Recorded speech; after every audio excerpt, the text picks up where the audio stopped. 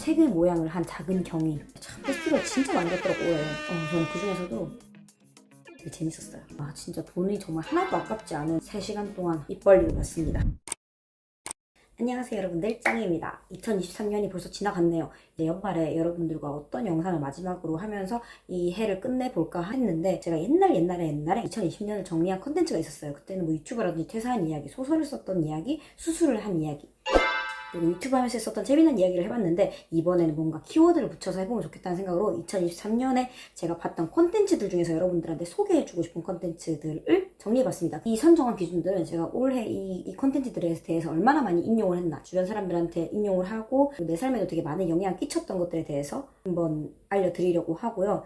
2023년에는 제 삶의 방향성들이 많이 바뀌어 갔는데, 그런 삶의 방향성이 흔들리게 된 데는 이런 것들이 많이 영향을 끼쳤겠죠. 제가 보고 즐기고 느끼고 했던 그런 모든 것들, 오늘 이야기를 한번 나눠보고자 합니다. 콘텐츠 시상식 연말 어워즈, 웹툰, 웹소설. 전혀 안 봅니다. 제가 올해 웹툰 읽은 것을 통계를 볼 수 있더라고요. 근데 봤는데 한 편도 안 봤더라고요. 그리고 책, 올해는 책을 정말 많이 읽었습니다. 근데 제가 책을 많이 읽은 이유가 있어요. 저희 집에서 이제 독서 펀드라는 게 있거든요. 그래서 이 독서 펀드는 책을 읽으면 돈을 주는 거예요. 그냥 이제 아빠의 어떤 자기의 그 욕심으로 만들어진 펀드인데, 지금도 저희 아버지한테서 나오는 그런 독서 펀드가 있습니다. 그분이 이제 책을 많이 읽는 것이 나중에 더 큰 재산이 된다 이러면서 책 한 권당 1만 원을 줬는데 아무도 안 읽는 거예요. 현대사회가 얼마나 바쁜데 10,000원을 읽겠습니까? 근데 이게 점점 올라가가지고 결국 4만 원이 됐어요. 이젠 책 한 권을 사서 읽어도 훨씬 남는 장사인 4만 원이 돼가지고, 제가 책을 읽다가 중간에 끊는 경우도 많은데, 그걸 하고 나서부터는 책을 이제 끝까지 읽는 그런 계기가 돼가지고 좋습니다. 그래서 이제 제 올해의 책은 물고기는 존재하지 않는다라는 책이었습니다. 이게 워낙 유명한 책이어가지고, 이게 2021년에 나왔는데 2022년에 베스트셀러였고 올해 2023년에도 베스트셀러가 된 책입니다. 일단 표지가 너무 예뻐요. 사기급으로 예쁘죠. 처음에는 뭐 정보 주는 책이라고 생각을 했었는데 그게 아닙니다. 과학기자 룰루 밀러라는 분이 쓴 논픽션 책인데, 우리는 모든 것들에 대해서 다 정의를 하잖아요. 리모컨은 뭐다, 이어폰은 뭐고, 삐bur은 뭐고 정의를 하는 건데, 생명에 대해서도 정의를 합니다. 뭐 유인원은 영장류라든지 파충류도 있고 조류도 있고 포유류도 있고, 그 중에서도 어류가 있는 거죠. 어류가 물고기인 건데, 물 안에 사는 모든 것들이 너무나 그 개체가 다 다르고 개성이 다 다른데, 그거를 어떻게 다르게 말하면은 그냥 나무 위에 사는 어떤 집단 말하는 거랑 똑같은 거래요. 나무 위에도 얼마나 다양하게 살아요. 나무 늘보도 살고, 새가 집도 짓고 살고, 나무에 매달려 사는 뭐 벌레도 있을 거고 이런 건데, 그걸 퉁쳐서 그냥 나무 위에 사는 류, 이걸 어류 이렇게 표현을 하는 거죠. 그래서 그 책 제목이 물고기는 존재하지 않는다 라는 거고, 과학에 관련한 논픽션처럼 보이지만 세상에 대한 굉장히 많은 큰 철학을 담고 있는 책이었습니다. 우리는 어떤 정의를 할 때 되게 쉽게 분류를 하는 거잖아요. 그리고 우리 편하려고 스테레오타이핑도 하고, 뭐 흑인은 이런 속성을 가졌고 여자들은 이런 속성을 가졌고 한국 여자들은 이렇고, 이렇게 말하는 것이 되게 위험한 거라고 말을 하는 거죠. 자연에서도 그렇게 구분할 수 없듯이 룰루 밀러라는 작가 자신의 이야기를 얘기하고, 레즈비언은 이렇다, 이성애자 여성은 이렇다, 경상도 여성은 이렇다, 전라도 남성은 이렇다, 이렇게 말하는 것이 되게 위험하다는 것을 자연에 빗대서, 이게 잘못하면은 어떤 인간은 이렇고 어떤 종족은 이렇고, 이렇게 하다 보면은 우월한 인간, 열등한 인간 이렇게 나뉠 수도 있는 거기 때문에 이게 우생학으로 갈 수 있어서 위험하다. 누군가는 되게 과학책이라 딱딱하다 이렇게 말하기도 했는데, 저는 뭐 문장도 되게 유려하고 예쁘고 사파도 예쁘고 읽는 동안 되게 즐거웠습니다. 엄청난 메시지도 담겨있기 때문에 꽤나 추천드리고, 그리고 이 책을 제일 읽고 싶게 만들었던 것은 추천사가 책의 모양을 한 작은 경이 너무 아름답지 않나요?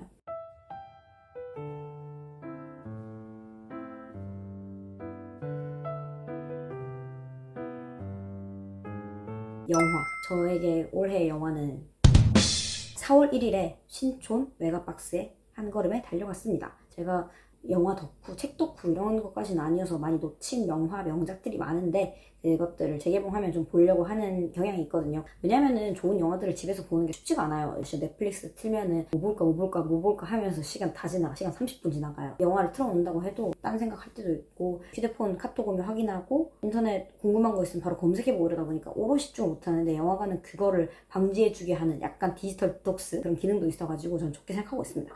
이 영화는 어떨까 하면서 봤는데 3시간 동안 입 벌리고 봤습니다. 태양별이라는 영화였는데요. 이 영화가 왜 좋냐면은, 예술인들 중에서도 중국에 예전에 경극이라는 문화가 있었죠. 중국의 전통 공연인데, 친구 2명이 있어요. 친구 2명이 어린 시절부터 같이 경극을 배우면서 제일 절친한 형과 동생으로 자라게 됩니다. 이들은 경극 중에 태양별이 항우와 우희 초안지에 나오는 주인공 항우, 유방 말고 항우와 항우의 이 애인인 우희의 이야기를 담은 건데, 태양별이의 주인공으로서 둘은 이제 호흡이 진짜 장난이 아니죠. 근데 그 중에 이제 아우가 진심으로 형을 사랑하게 돼요. 그치만 형은 또 사랑하는 여인이 있고, 이 어릴 때부터 이 베이비들이 예술을 하려면 막 목소리도 좋게 내야 되고 춤도 춰야 되고 얼마나 힘들겠습니까. 그래서 예술인들의 힘든 삶을 보여주는 면이 하나 있고요. 이 예술인들의 삶이 정말 복잡하죠. 지금도 막 예술인으로 살려면 되게 복잡한 일도 많고, 일반적인 학생들이 공부 열심히 하고 수능 시험 치고 좋은 회사 들어가려고 하는 것보다 훨씬 더 복잡하고 혼란스러운 일들이 저는 많다고 생각해요. 예술인들 되게 좋은 경 하기도 하고, 당시에는 좀 과거잖아요. 그러다 보니까 훨씬 지금보다 야만의 시대죠. 말을 안 들으면 패고, 지금 뭐 연습생 기획사에서도 이들이 아동에 대한 인권이 잘 못 지켜지는 경우도 있지만, 이 당시에는 진짜 예술한 어린이들을 정말 좋지 않은 교육 환경에서 키웠죠. 어릴 때부터 제대로 된 사랑을 해주기보다는 그냥 너네 이렇게 해서 성공해야 된다 같은 식으로 아구자비로 키웠던, 그러니까 그 아이들의 마음을 보살피지 못하고 이 마음이 완전히 튼튼하지 못하게 자라는 그런 거죠. 그러니까 제가 맨날 말하는 그 불건강한 인격체로 자라는, 제대로 된 자존감을 키울 수 없고 사람에 대한 믿음 이런 게 없죠. 맨날 나를 사랑하고 잘한다 잘한다 이렇게 해줘야 되는데, 이렇게 춤을 추다니 이렇게 노래를 부르다니 넌 성공하지 못할 거야, 가스라이팅 하면서 키우고, 불안한 아이들이 나중에는 커서 되게 유명한 스타가 된단 말이에요. 한국도 그런 거 있잖아요. 부모님 시키는 대로 해서 아역 배우가 됐고, 근데 성공을 맛봐요. 유명한 스타가 되면은 사실 얘는 자기가 바라지도 않았는데 그렇게 되다 보니까 가치관이 제대로 형성이 안 되고, 그러다 보면은 막 마약에 빠지고 뭐 인성 논란 생기고, 그러다가 자살도 하고 이런 경우도 있잖아요. 우선은 이제 사람의 일생에 대해서 소개해준다는 것이 저한테 되게 흥미로운 거였고, 그리고 두 번째로 제가 이 영화를 좋아하는 점은 예술 중에서도 경극을 다루는데 경극이 너무 아름다워요. 평소에 막 중국의 문화에 대해서 그냥 막 크다, 웅장하다 이런 게 있었는데, 아름답다, 섬세하다, 유려하다 이런 걸 못 느꼈거든요. 중국은 좀 드세다 이런 느낌이 있었는데 너무 아름답다고 생각했습니다. 이 경극 배우들의 일상은 되게 참담하고 힘들고 상처도 많지만 찬란하잖아요. 그 무대 위에서만큼은 너무나 아름답고 멋지고 힘세고 가장 당당한 그런 모습을 보여주는 것에서 예비감이 엄청 컸기 때문에 제가 느끼는 바가 더 컸다고 느껴집니다. 두 배우들의 사기의 인생 자체도 혼란스러운데, 이들의 삶에서 중국 그리고 청나라의 사건들이 막 벌어집니다. 뭐 이를테면은 일본이 중국을 침략하기도 하고, 국 내전이 있기도 하고, 국 합작이 있기도 하고 막 이러는데, 당시에 이러면서 개인이 어떻게 행동하는지 보는 것이 굉장히 흥미로웠습니다. 이렇게 혼란한 역사 속에서 생각보다 배우들에 대해 많이 역사가 개인을 괴롭힙니다. 일단 문화대혁명이라는 큼지막한 사건이 있죠. 그 문화대혁명 통해서 이 예술인들 혹은 학자들 전통에 대해서 박해하고 이런 과정이 있는데, 그거를 영화에서 너무너무 잘 살려냈어요. 원래 중국 역사에도 크게 관심이 없었는데 마오쩌둥의 문화대혁명이라든지 대약진 운동이라든지에 대해서 잘 알게 되고, 영화가 그냥 영화로 끝나지 않고 제 삶에도 이런 공부를 해보자, 얘네들은 왜 이런 짓을 했을까? 중국 역사는 왜 이런 맥락이 있었을까에 대해서 한 번 더 생각하게 해주는 영화여서, 저는 이 영화를 3시간을 봤지만 이 영화 때문에 바뀐 것은 최소 일주일은 그 여운이 갔고, 이 영화를 통해서 알게 된 지식들이 되게 많고, 저의 올해 엄청난 큰 영향을 끼쳤는데, 4월에 본 영화인데 이거 때문에 중국 가야겠다, 중국 가는 게 빡세가지고 이제 중국 대신에 중국을 경유하는 비행기를 타고 홍콩을 갔었는데, 중국도 한번 들러보고, 그리고 홍콩에 갔을 때 장구경 20주기 특별전을 하더라고요. 그래서 그런 데도 가보고, 국립극장에서 마침 올해 10월, 11월 이쯤에 태양별이 판소리를 하더라고요. 그것도 봤었고, 게다가 친구가 태양별이를 제가 재밌게 봤다고 하니까 책 한 권을 선물해줬어요. 프리즘 오브라고 하는 잡지가 뭐 월호별로 나오잖아요. 월간지잖아요. 근데 이거는 그 무크지라고 해서 단행본인데 각각의 주제를 가지고 있는 책입니다. 이렇게 영화를 쫙 소개하는 거죠. 나름 최근에 나왔더라고요. 정말 재밌게 읽었습니다. 되게 많은 내용을 담고 있어요. 동성애에 대한 내용도 담고 있고, 뭐 중국 역사도 담고 있고, 예술인의 인생, 그리고 이 인생이 또 장구경 또 얼마나 많이 닮았으며, 뭐 이런 것들이 저한테 엄청난 큰 영향을 끼쳤습니다. 뭐 또 이것을 계기로 한국과 되게 다부키에도 관심을 많이 가지게 됐고, 다부키 공연도 4시간인데 일본 가서 그거 봤습니다. 아무튼 뭐 이 영화가 되게 좋았던 거는 제가 영화관에서 가서 본 게 되게 큰 것 같아요. 제가 3시간 동안 몰입해서 얻은 뭔가 노력이라고 생각하는데, 노력이 맞나? 그냥 가만히 앉아서 본 건데, 요즘은 이제 OTT에서 되게 짧은 영화들을 많이 보려고 하잖아요. 1시간짜리 영화 이런 카테고리도 있는 걸로 아는데, 심지어는 그게 아니라 그 영화도 못 보니까 결말 포함 이걸 보잖아요. 어떤 영화의 그런 여유를 즐기기보다는 영화의 핵심만 뽑아서 보는 결말 포함 이런 것도 많은데, 태양별이의 경우는 그것을 이제 인내해서 본 영화였는데 얻은 게 너무 많았습니다. 3시간짜리 영화였지만 제 인생에 정말 큰 영향을 끼친, 역시 명작은 명작이었다.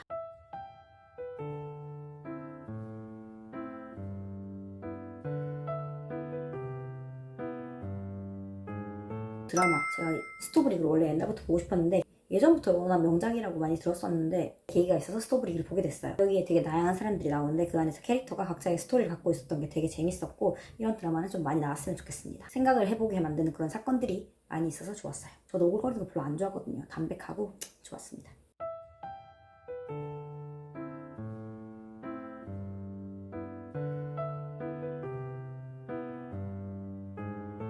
그리고 음악 다들 음악 많이 들으시죠? 제가 올해 제일 많이 들은 음악을 봤는데 와, 한국 음악을 별로 안 들었더라고요. 그리고 작년에 들었던 걸 올해도 듣더라고요. 참 사람이 변하지가 않아요. 인간은 끊임없이 반복한다더니 제가 많이 들은 노래가 We Are All Alone 이라고 하는 노래입니다. 보즈 스켑스라고 하는 가수가 부른 버전이 제일 유명하고요. 그 다음에 장국영도 불렀는데 노래가 참 제목 따라 가는지 참 노래가 참 쓸쓸하더라고요. 그리고 제가 홍콩 여행 가서 많이 들었어요.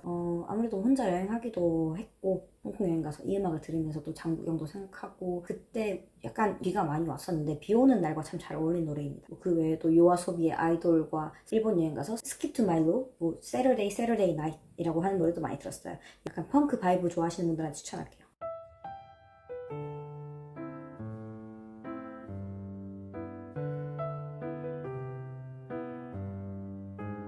전시, 되게 클래식하게 고흐 전시를 갔었는데 전시 자체가 막 규모가 있고 이러진 않았는데 그림이 약간 압살하기도 했고 고흐의 일생에 대해서 많이 적어 놓았더라고요. 아까 패왕별이에서 예술인의 삶을 좋아하고 예술인들의 삶을 존경한다고 말했는데 고흐의 삶을 이제 어릴 때부터 죽을 때까지 소개를 하면서 이 전시가 이루어집니다. 딱 그 속담이랑 정반대죠. 개똥밭에 굴러도 이승이 낫다. 이거랑 정반대로 정말 이승에서 너무 빡세게 살고 죽어서는 엄청난 이름을 남기면서 돈도 작품이 매번 경매 나올 때마다 최고가를 치는 고흐의 삶이 진짜 너무 망가졌어요. 정신병도 있고 중독도 되게 심하고 그런데 그 각 삶의 궤적에서 남겼던 그 그림이 그냥 그 그림 자체로만 봐도 되게 뭐 멋있잖아요. 별이 빛나는 밤이라든지 자화상이라든지 뭐 그 해바라기 이런 거 보면은 참 멋있지만 그 안에 고흐가 느끼고 있는 삶에 있어서의 고뇌를 다 알고 나니까 이 작품들이 왜 비싼지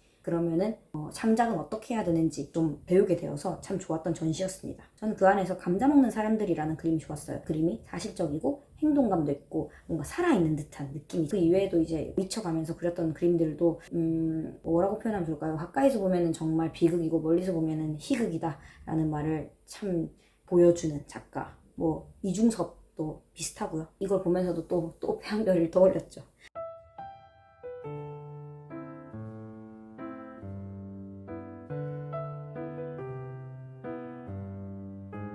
그리고 페스티벌 진짜 많이 갔더라고 올해. 저는 그 중에서도 퓨처 관광 메들리가 제일 재밌었어요. 저의 아이돌인 이 박사님도 보고 250이라고 하는 유명한 프로듀서도 보고 제 틀을 되게 깨는 페스티벌이었거든요. 종로에 있는 9일관이라는 콜라텍 성인 나이트 콜라텍에서 했던 축제라고 보기 좀 애매한가? 약간 뭐 파티였는데 항상 페스티벌이라고 하면 잠실 운동장이라든지 서울랜드 이런 데서 많이 하잖아요. 근데 어른들이 가는 콜라텍? 여기서부터 일단 약간 제 틀을 깬다고 생각했어요. ACS라는 공연팀 이걸 만들었는데 진짜 돈이 정말 하나도 아깝지 않은 그런 파티였습니다. 만들 때마다 계속 가고 싶어요. 정말 사람들이 다 신나 있고 음악 장르가 테크노도 아니고 EDM도 아니고 뭐 힙합도 아니고 뽕짝인데 이게 진짜 K 음악이지. 시도도 좋았고 기획도 좋았고 참가자들도 다 신나 있던 나도 이런 거 만들어 보고 싶다 라는 생각을 했어요. 약간 인디하고 너무 상업적이지도 않고 정말 딱이에요. Take my money.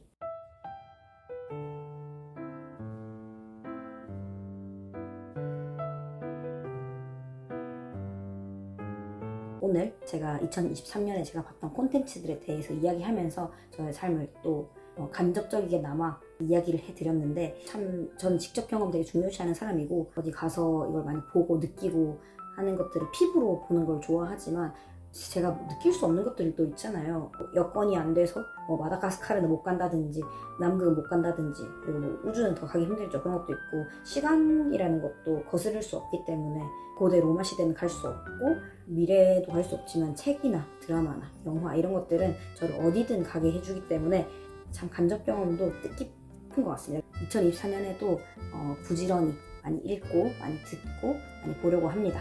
자, 그러면은 오늘 저의 이 시상식을 마치고 2024년에는 더 넓은 마음과 더 넓은 시야가 있기를 바라며 오늘 영상 끝내겠습니다. 여러분들 2023년에 제가 봤던 좋았던 간접 경험이 있으면 소개해 주시면 좋을 것 같아요. 그럼 저는 가겠습니다. 안녕.